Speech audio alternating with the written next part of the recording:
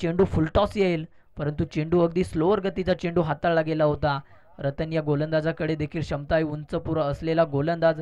सातत्याने मात्र SRVR रायगडनगर या संघाकडून गोलंदाजी फलंदाजी सातत्याने चांगली करत असतो. यावेळेस मात्र हेलिकॉप्टर फटका पाहायला मिळतोय, जमीन लगतचा फटका. तिकडे गोटीराम आहे, अगदी चांगलं रनिंग फिटपिन द विकेट म्हणावं लागेल. एकच धावेवरती तिकडे समाधान मानलं गेलंय. आतापर्यंत मात्र 2 चेंडू खेळून काढले गेलेत आणि 2 चेंडूवरती एकच धाव आपल्याला पाहायला मिळते. 39 धावांचं अगदी छोटं मोठं टार्गेट ठेवलं गेलंय, परंतु ह्या धावा कधी मोठ्या होतील कधी छोट्या होतील हे आपल्याला हे 5 षटकांमध्ये अगदी पाहायला मिळतील. रतन 2 आता मात्र सुरेश.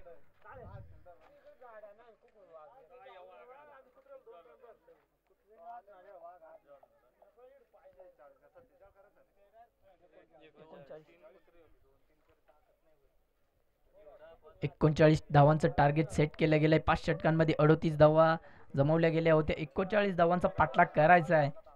अगदी चांगला आपल्याला मैदान पाहायला मिळतंय. ओ काय कमालीचा फटका, तिकडे ओव्हर द कव्हर फटका पाहायला मिळत आहे. 2 क्षेत्ररक्षक धावताय, परंतु तिथे शर्यत लागली गेली आहे आणि तिथे शर्यत जिंकली गेली आहे ते चेंडूने आणि चेंडू गेलाय सीमारेषा पार, चौकार. अगदी आपण ॲक्शन रिप्लेमध्ये पाहू शकाल काही कमालीचा स्ट्रोक आपल्याला पाहायला मिळाला. अगदी चेंडूला येऊन दिलं, लेट कट फटका पाहायला मिळाला. अगदी सौरभ गांगुली जो फटका खेळायचा ना तो फटका मात्र मैदानाच्या आतमध्ये इथं सिद्ध करून दाखवला सुरेश या फलंदाजाने. 3 चेंडू नंतर धावफलक जाऊन पोहोचले ते 6 या आकड्यावरती. ओ खोलवर टप्प्याचा चेंडू होता. अशी अगदी मात्र 4 धावेंकरिता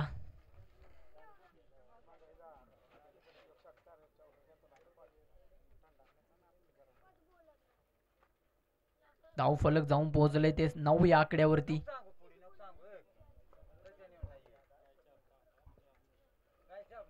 अजूनही मात्र 30 धावांची गरज आहे. इथून पुढे पाहू शकाल कशा प्रकारे हा सामना रंगेल. ओ पुन्हा एकदा लेट कट खेळायचा होता, तोच फटका खेळायचा होता, ओव्हर द कव्हर फटका खेळायचा होता, परंतु अगदी काहीसं टायमिंग जमलं नाही. काही कारणास्तव ते चेंडू पडल्यानंतर काहीसं वळण घेतोय, सरळ चेंडू निघून जातोय यष्टीरक्षकाच्या हातामध्ये. रतनची आतापर्यंत चांगली गोलंदाजी राहिली आहे, परंतु एक चौकार जरूर त्याच्या बॅटमधून आलाय, सुरेशाच्या बॅटमधून. पाहू शकाल या षटकातील शेवटचा चेंडू शिल्लक. ओ ओव्हर द कव्हर हा फटका खेळला गेलाय. काही काळ चेंडू हवेत आहे, जेलची संधी आहे, परंतु क्षेत्ररक्षक दूरवरती राहतोय. 2 धावा तर परिपूर्ण केल्या गेल्यात. तिसरीचा कॉल केला जाईल का? आणि 2च धावेवरती समाप्त. इथे पहिलं षटक समाप्तीनंतर धावफलक जाऊन पोहोचलंय ते 11 या आकड्यावरती.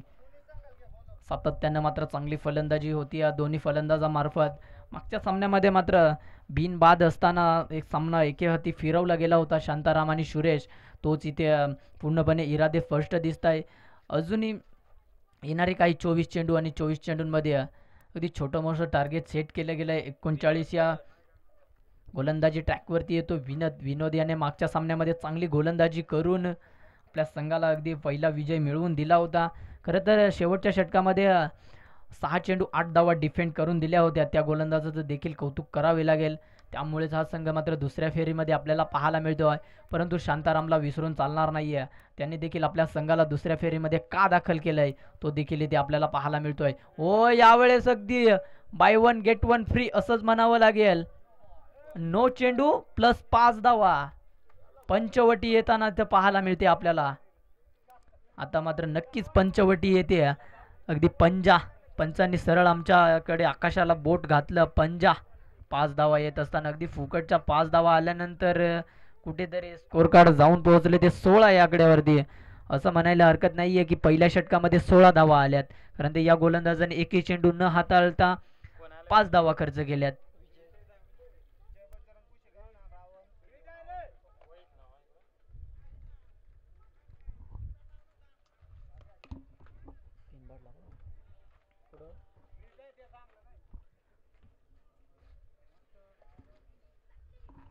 फ्रीची संधी पुन्हा एकदा फुल टॉस चेंडू आहे. सरळ चेंडू निचमारेषा पार येईल का? 6 धावांकरिता.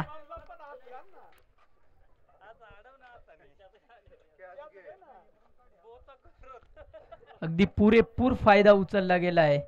अगदी तुम्हाला जर असे चेंडू टाकाल तर वारंवार मात्र चौकार किंवा षटकारच पाहायला मिळते. थकणार नाहीये दिवसभर मात्र चौकार षटकार मारणाऱ्या हा फलंदाज.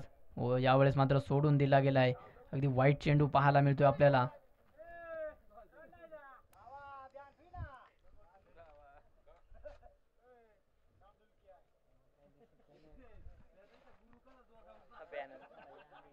तेवीस धावा स्कोर कार्ड वरती लगावल्या गेल्यात आतापर्यंत.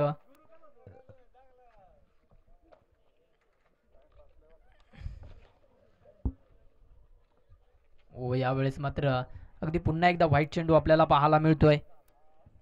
सामन्याचं काहीच त्या नो चेंडूने अगदी काहीच सामन्याचं चित्र बदलून टाकले. आतापर्यंत धावफलक जाऊन पोहोचले ते 24 या आकड्यावरती आहे. दुसऱ्या षटकातील पहिलाच चेंडू आतापर्यंत हाताळला गेलाय. अजूनही 5 चेंडू उर्वरित असतील. ओ यावेळेस मोठा फटका खेळला गेला, अगदी खेचून मारला गेलाय. स्क्वेअर लेगच्या दिशेने चेंडू जाईल सीमारेषा पार षटकाराकरिता. आता मात्र एअर स्ट्राईक करतोय शांताराम हा फलंदाज. सध्या शांताराम नावाचा इथे बोलबाला चालू आहे मैदानाच्या आतमध्ये. पहिल्या सामन्याचा सामनावीर पुरस्कार देखील तोच होता आणि आता देखील तोच असं वाटतंय. 13 धावेंवरती खेळतोय. 5 चेंडू 13 धावेंवरती. त्यामधले 2 षटकारच आहेत असंच म्हणायला देखील हरकत नाहीये. पुन्हा एकदा काय कमालीचा फटका. वारंवार मात्र मोठ्या अगदी बॅटच्या रडार मध्ये आला तर पार्किंग प्लॉट मध्ये हा चेंडू आपल्याला पाहायला मिळेल. शांताराम याची बॅट आज मात्र तळपताना इथे पाहायला मिळते. Back to back 2 in a row. काय कमालीची फटकेबाजी मैदानाच्या आतमध्ये पाहायला मिळते.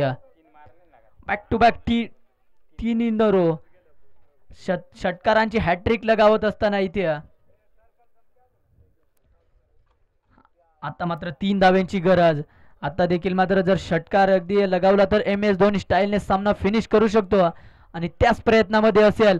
Back to back 4 in a row. लगातार 6 अगदी 6चाच पाडा शिकवला की काय असंच म्हणावं लागेल. आणि सामना विजयी होतोय वैतरणा 11 हा संघ. यापुढील होणारा सामना रावण 11 आवळखेड संघ त्यांच्या विपक्ष जय बजरंग कुशेगाव. दुसऱ्या फेरीतील पहिली लढत आणि या सामन्याचा सामनावीर ठरतोय. या सामन्याचा सामनावीराचा पुरस्कार ठरतोय